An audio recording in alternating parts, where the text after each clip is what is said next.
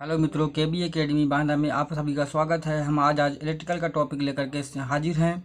चलिए बिना टाइम गवाए हुए हम अब बात करते हैं। जैसा कि विद्युत के प्रकार के बारे में आज बात करेंगे, तो विद्युत दो प्रकार से उत्पन्न की जा सकती है। मुख्यतः दो प्रकार से उत्पन्न की जा सकती है, जैसे कि एक स्टैटिक इलेक्ट्रिसिटी के का और एक जो है आपका डायनेमिक इलेक्ट्रिसिटी। डायनेमिक इलेक्ट्रिसिटी में क्या होता है, जो आवेश होता है या जो इलेक्ट्रॉन होते हैं वो गति करते हैं।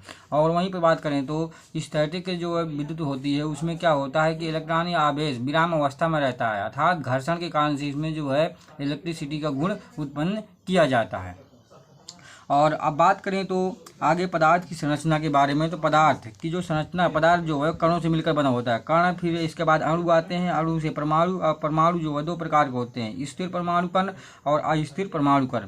तो जो स्थिर परमाणु कण में जो आते हैं वो इलेक्ट्रॉन, प्रोटॉन और न्यूट्रॉन आते हैं, देख सकते हैं आप लोग। जबकि अस्थिर परमाणु कण में पॉजिट्रॉन, न्यूट्रिनो, एंटी न्यूट्रॉनों और मेसान आते हैं।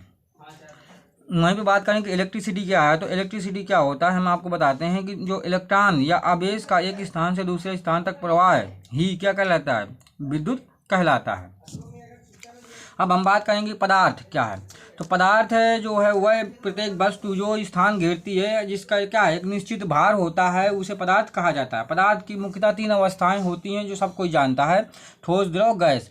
पदार्थ की जो चौथी अवस्था है उसे प्लाज्मा कहा जाता है। प्लाज्मा जो है ठोस द्रव के बीच की अवस्था होती है, जिसकी खोज 1920 में इरविन लैंगम्यूर ने की थी। पदार्थ की पांचवी अवस्था जो है बोस आइंस्टाइन कंसेट या कंडेंसेशन होती है।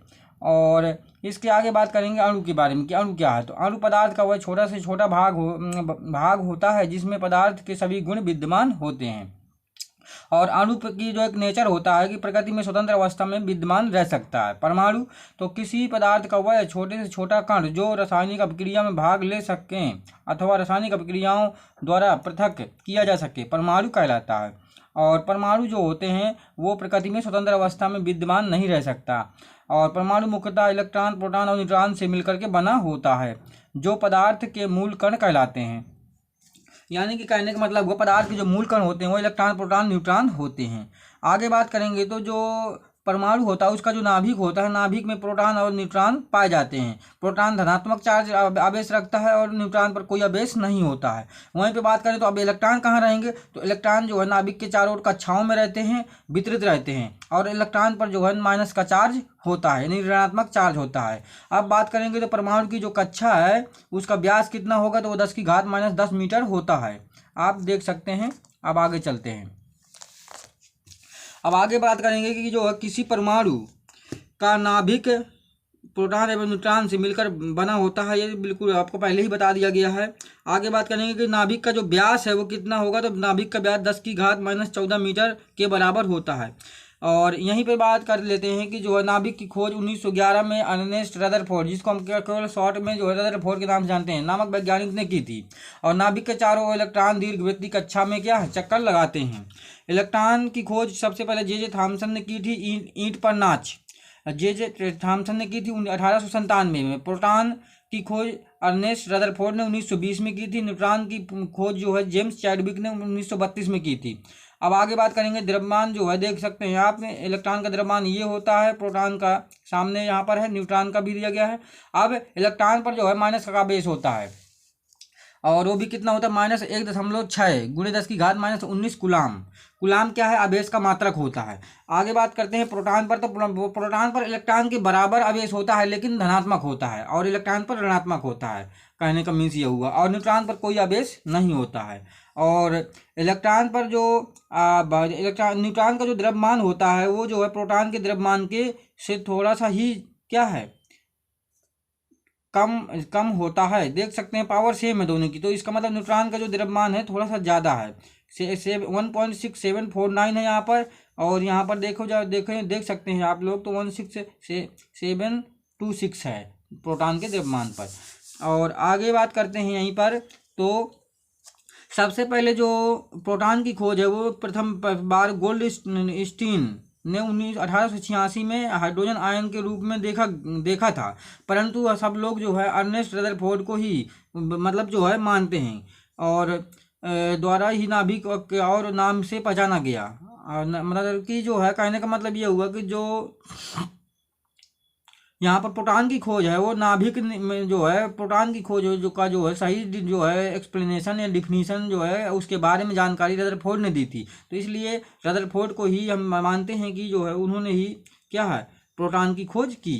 आगे बात करेंगे जो है तो अवोगाद्रो नंबर बराबर जो होता है 6.023, कहीं पर 2 मिले, यहाँ पर लिखा हुआ 2-3 भी मिल जाता है, गुणे 10⁻23 और पर मोल। और इलेक्ट्रॉन का जो व्यास होता है वो 10⁻−15 मीटर होता है। और इलेक्ट्रॉन का जो द्रव्यमान है प्रोटॉन के द्रव्यमान का 1/1840 गुना होता है।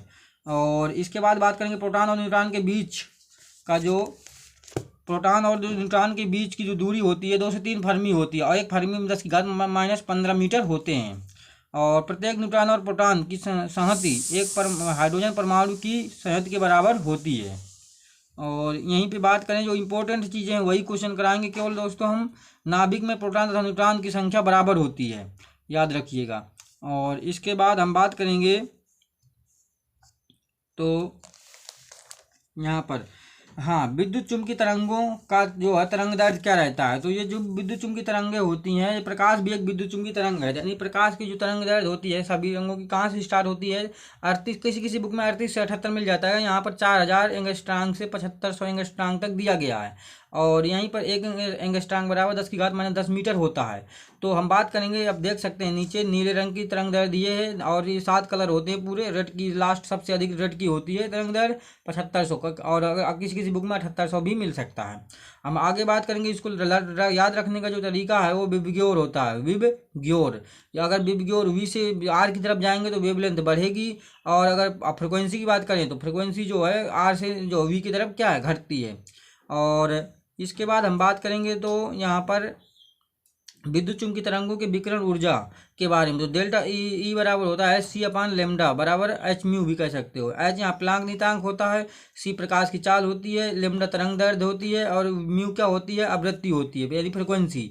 और म्यू बराबर C/λ भी एक फार्मूला होता है। यहाँ से जो है म्यू डायरेक्ट इन्वर्सली प्रोपोर्शनल हो जाएगा तरंग दैर्ध्य के, अर्थात अगर तरंग दैर्ध्य जो है देख सकते हैं, अगर तरंग दैर्ध्य जो यहाँ पर तरंग दैर्ध्य अगर क्या है इसमें देख सकते हैं तरंग दैर्ध्य घटेगी तो फ्रिक्वेंसी जो है बढ़ेगी, अगर तरंग दैर्ध्य बढ़ेगी तो फ्रिक्वेंसी घटेगी।